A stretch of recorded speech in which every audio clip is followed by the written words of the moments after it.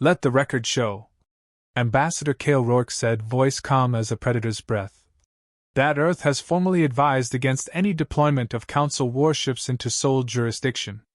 If this action proceeds. He paused, letting his gaze sweep across the grand chamber of the Galactic Council, rows upon rows of smug alien dignitaries.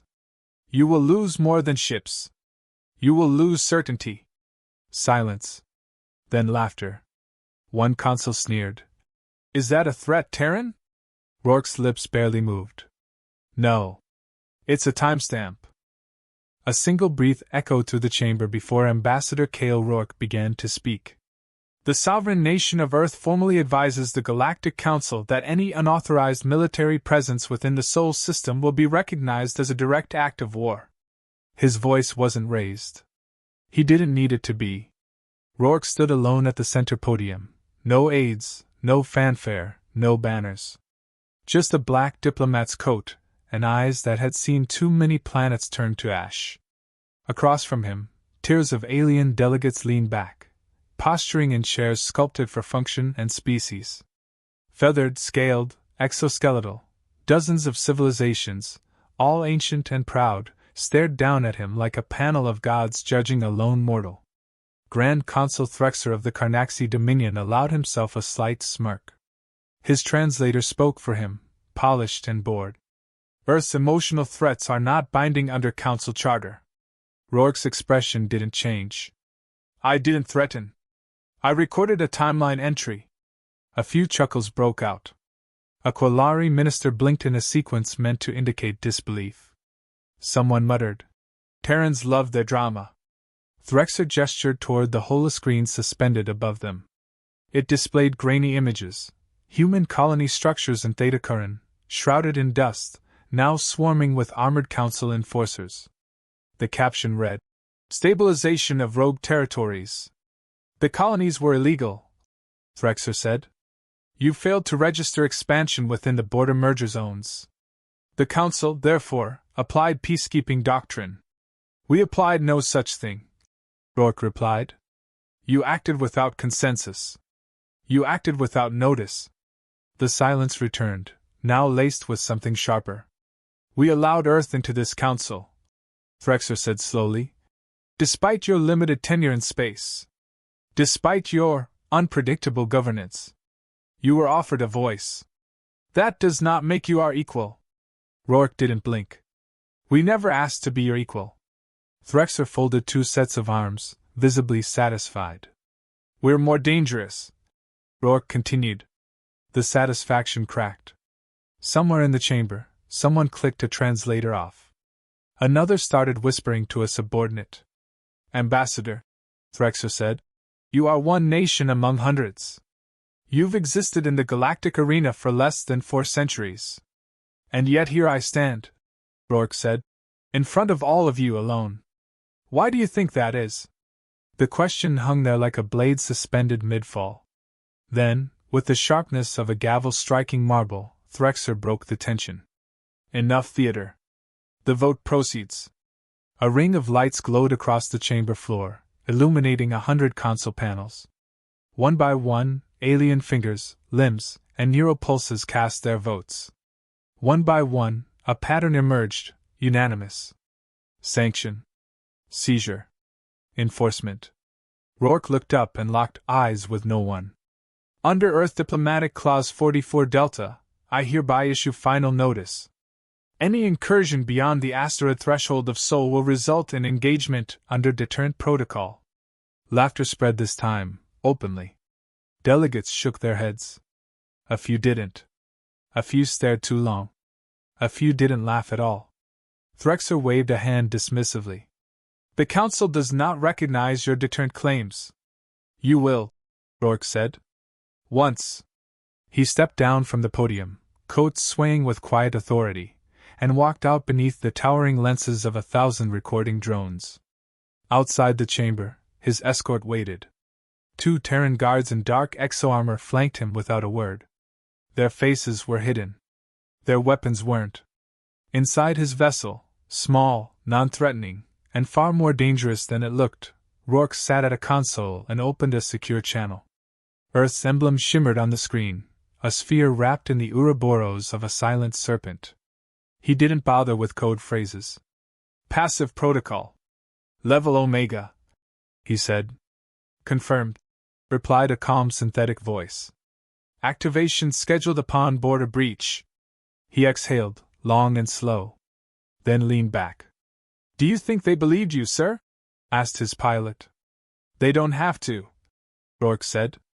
They just need to make the wrong move. He closed his eyes, remembering a different time. A burned sky over Eridani Prime. Blood.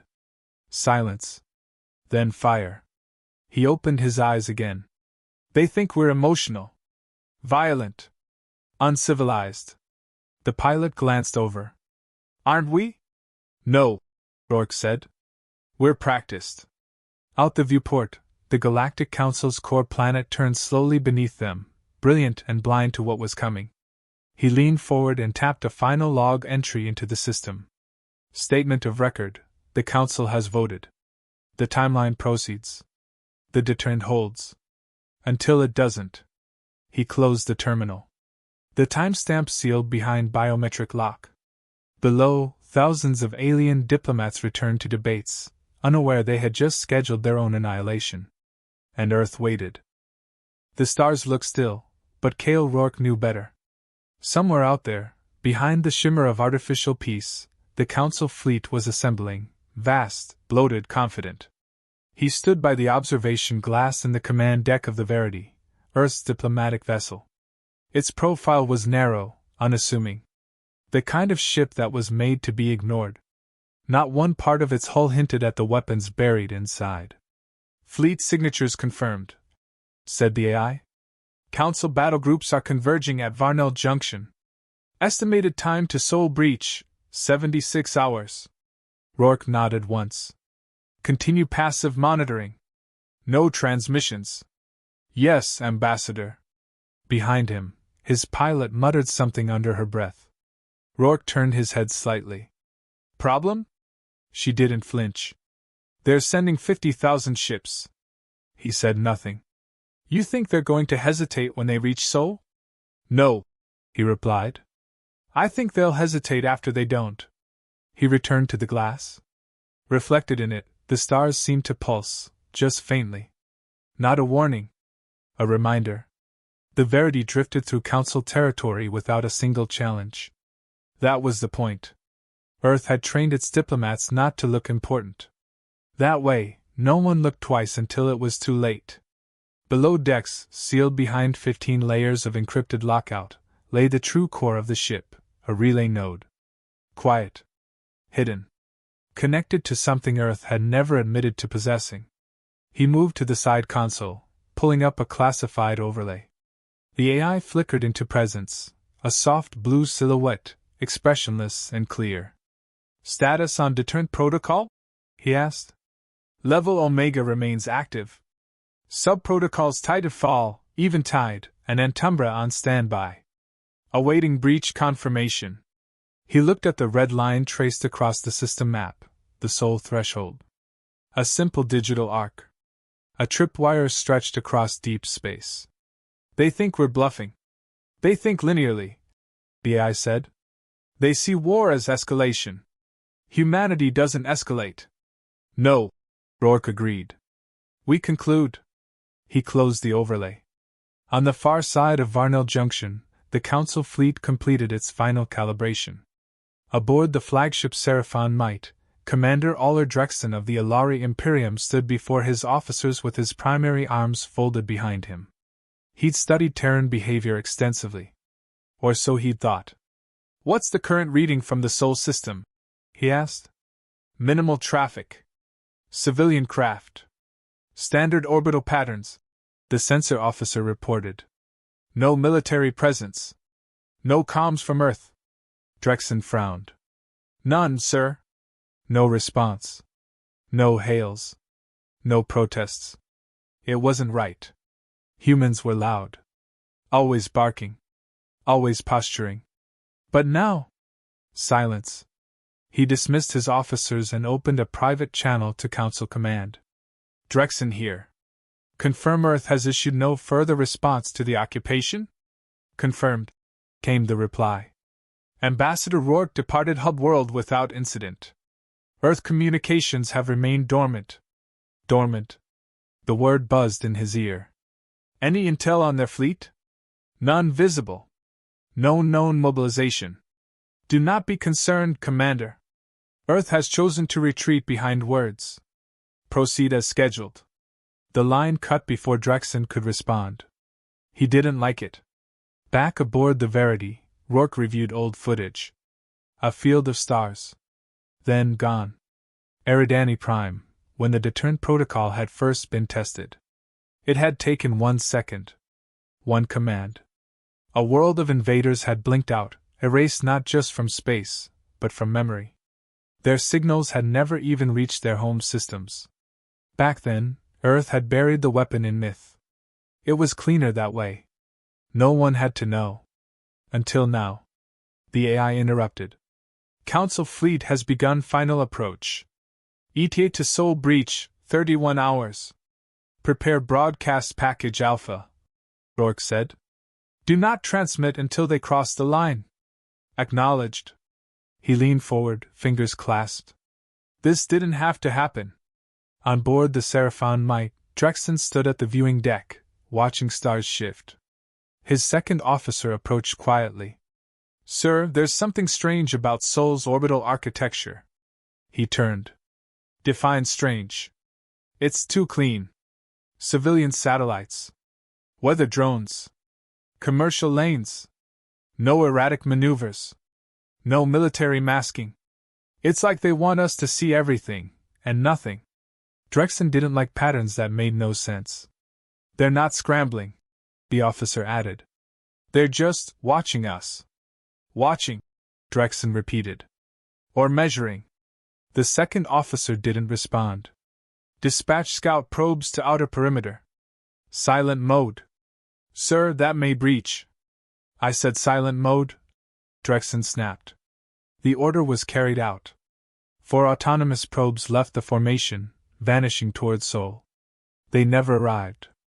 Back in Sol, the probes flickered once on the relay grid, then blinked from existence. No weapon. No explosion. They just vanished. Inside Earth's black box quantum trap, their matter was suspended mid-state. Time hadn't passed for them since entry. The system recorded it passively, quietly, without fanfare. A line of code updated. Foreign vessels neutralized. No alerts triggered. Line holds. Rourke received the report seconds later. He didn't smile. Instead, he called Earth Command. Line has been tested. We responded. A pause. Response confirmed, came the reply. A second voice, someone higher, quieter, asked, Do they understand yet? No. Then make sure they feel it. Rourke ended the call. He stood, stretched his arms behind his back, and breathed out. One more step. Just one. He didn't hate the Council. He didn't even fear them. What he felt, more than anything else, was exhaustion. A race that learned war by surviving extinction didn't play games. It played for permanence.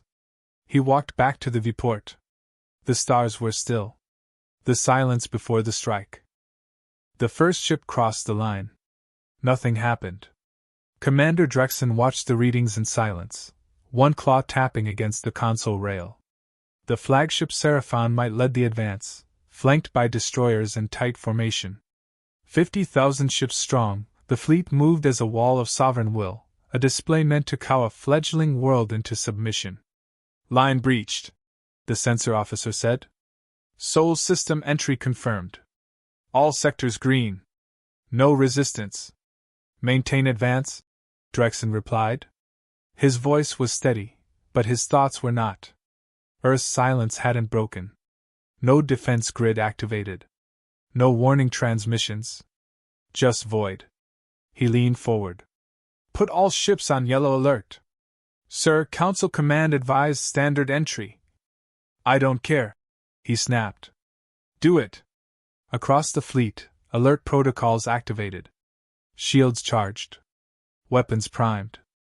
Then the stars blinked. Only for a moment. A twitch in the sensor feed. A flicker so fast most systems missed it. "Commander," the sensor officer said, voice faltering. "We're losing signal on Rear Battalion Echo 9. "What do you mean losing signal?" "They're gone." "Gone how?" "No debris. No life signs. No beacons. Just gone." Drexen stood frozen as another alert chimed. And another. The board began to bleed red, faster than he could process. Rear flank. Vaporized. Central division. Fragmented. 300 ships, then 1,200, then 6,000, missing. "Get visuals!" The screen filled with static, then clarity, then horror. An enormous wave of space distortion shimmered behind the fleet, like water folding over itself in reverse. Then came the weapon. One thin beam. It didn't blaze. It didn't roar. It whispered. The light struck nothing and everything. Ships at its edge folded like paper crushed in a god's hand. Time lost shape around it. The soundless scream of void-rent metal echoed through vacuum. Drexen tried to speak. The words didn't come. Around him, officers panicked. Systems crashed. Commands conflicted. Some tried to retreat. Others froze. "Return fire!" someone shouted. "Target what?" another cried. "There's nothing there!" Then the fleet's forward assault ships began to implode, some from within, others vanishing entirely, as if plucked from existence. It wasn't a battle. It was a subtraction. Drexen stared in disbelief. The Terrans hadn't engaged them. They'd erased them. On Earth, in a control vault miles beneath the Andes, a man tapped once on a console. "Target solution confirmed. Activation complete." A second voice responded, calm and unshaken. "Time to full neutralization? 0.68 seconds. Above, in orbit, the system's defense AI watched silently as the last of the incoming fleet entered the trigger zone. No celebration. No triumph. Just process. The deterrent protocol had executed flawlessly. It wasn't war. It was scheduling. Aboard the Verity, Rourke stood over the main console. No feed displayed the destruction. No live data stream. Just a single update in text. Status: Council fleet neutralized. Total elapsed time: 0.68 seconds. Casualties: 49,781 vessels. 0 human assets compromised. The pilot turned slowly from her console. Her voice came out hoarse. "Is it over?" Rourke nodded. "It was over before they launched." No pride touched his voice. No relief either. Just the weight of a decision no one would understand until it was too late. She swallowed. "They'll send more." "No," Rourke said. "They won't." Back near Varnell Junction, the Council's secondary fleet had received the last signal from the Seraphon Might 8 seconds ago. Then nothing. Silence. Not even wreckage telemetry. Inside Council command chambers, across star systems, alerts cascaded in, then stopped. No visual confirmations. No distress beacons. No lifebod traces. 50,000 ships had entered a system and simply failed to return data. Grand Consul Threxer stood before a wall of frozen feeds. No one spoke. His aide finally whispered, "It's not possible. It's not probable," Threxer muttered. "But they warned us." He stared at the dark screen, eyes wide but unfocused. "They told us there would be no second warning." Back on the Verity, Rourke transmitted the final message package. It contained no threats. No boasts. Just a line of text over black. "Humanity regrets your decision. No further response is required. Do not follow us." He shut the terminal. Folded his hands. "Prepare withdrawal route," he told the pilot. "Full diplomatic disengagement. We're done here." She hesitated. "They'll retaliate." "No," he said. "They're going to mourn." Then, softly, like it wasn't meant to be said aloud, he added, "They weren't enemies. Just slow learners. He left the bridge, his footsteps quiet against the metal. Above the Sol system, silence returned. But now, the galaxy would hear it. The council hall was different now. No one spoke as Rourke walked in. No mocking glances. No whispered jokes. Just silence, taut and sharp as broken glass. The same delegates who had once smirked through his warnings now stared at him like a ghost. A thing that should not be standing. A remnant of something they didn't understand and no longer dared to underestimate. He crossed the marble floor alone, his boots the only sound. His coat swayed with precision, not flair. There was no audience this time. No speeches. No point in pretense. The vote was over. The consequence had arrived. Grand Consul Threxer sat slouched in his elevated seat, a figure collapsed into himself. His ornate robes hung askew. The light in his 4 eyes had dimmed. The pride that once lined every word he spoke had vanished, burned away by absence, by the chilling realization that an entire armada had been silenced faster than anyone could explain. Rourke stepped to the central podium and paused. "I believe you called this emergency session," he said. Threxer didn't answer. No one did. A single delegate, Minister Alvar from the Kirites swarm, shifted forward. "We received no distress signals," she said, her voice brittle. "No telemetry. No confirmation of engagement. Only void." "Correct," Rourke replied. "Was it intentional?" she asked. Rourke tilted his head slightly. "Would accidental annihilation make you feel better?" She fell silent. Another delegate, older, slow to speak, finally voiced what none had dared. "What did you do?" Rourke's hands remained at his sides. "We applied our deterrent." "That wasn't deterrence," Threxer rasped, finally finding his voice. "That was extermination." "No," Rourke replied. "That was efficiency." He let that word settle. He didn't explain the systems, the triggers, the protocols that had spun into motion the moment the fleet crossed into Sol. He didn't offer diagrams. He wasn't here to teach. "You didn't respond to aggression," Threxer said. "You eliminated it." "Instantly." Rourke nodded once. "Exactly. You could have sent warnings. Probes.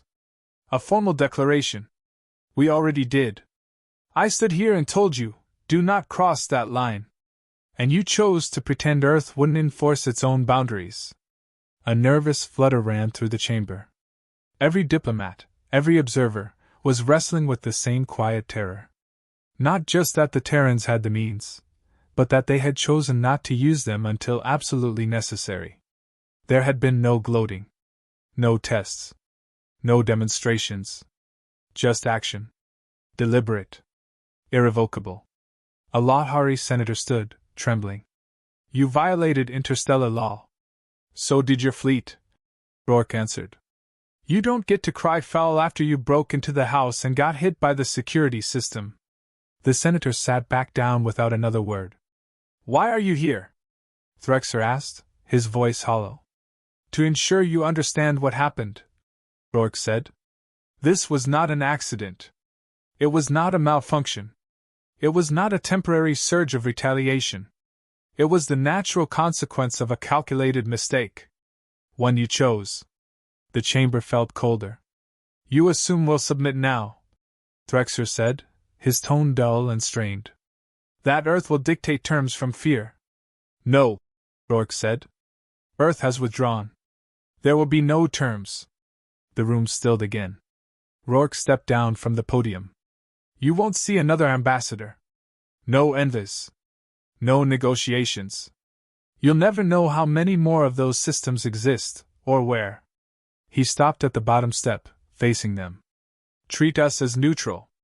Or not at all. But understand this, if you ever reach again, if another probe so much as breathes towards Sol, you won't lose ships. You'll lose history."